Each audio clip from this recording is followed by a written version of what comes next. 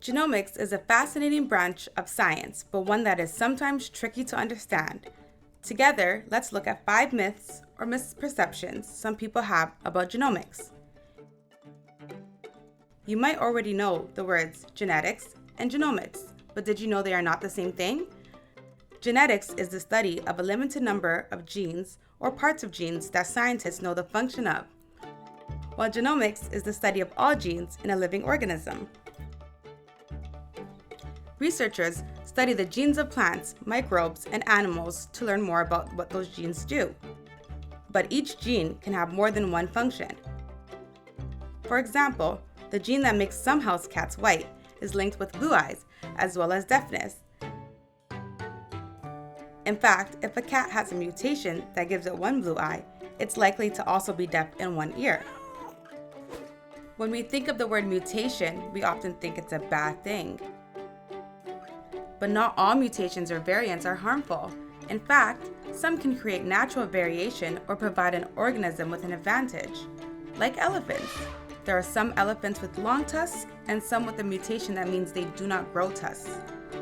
Elephants with tusks are being killed by poachers, so they can't pass their genes on to the next generation. But those without tusks are passing on their genes. This is driving rapid evolution of elephants to be tuskless in response to poaching. For these elephants, having no tusks is a desirable trait. Humans have been identifying plants and animals with desirable traits and characteristics and crossbreeding them for over 10,000 years. We've done this to create different breeds of dogs from wolves, or different hybrids of citrus fruit using a process called artificial selection. This process of selective breeding takes a long time and a lot of guesswork. Genomics can help take the guesswork out of this process. Now researchers can look at the genome of plants and intentionally crossbreed species with desirable traits to create plants that can better withstand our changing climate, that will increase crop yield, or be more resistant to insects. This process is different to genetic modification. It is called advanced breeding or genetic engineering, and it has the potential to help withstand climate change. Replanting forests with plants that can survive with less water and higher temperatures will help forests thrive in the future. Growing more efficient crops will reduce the resources they need to flourish. Reseeding reefs with well-adapted corals will protect coastlines, fish breeding grounds, and ocean biodiversity. And planting specially selected seaweed and other algae can help store carbon dioxide from the atmosphere.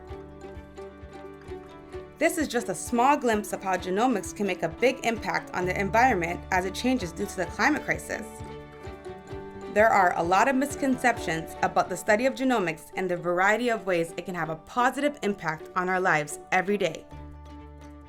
To learn more about genomics, follow us on social media, subscribe to our newsletter by visiting our website at genomebc.ca, and listen to our podcast, Nice Genes, wherever you find your podcasts.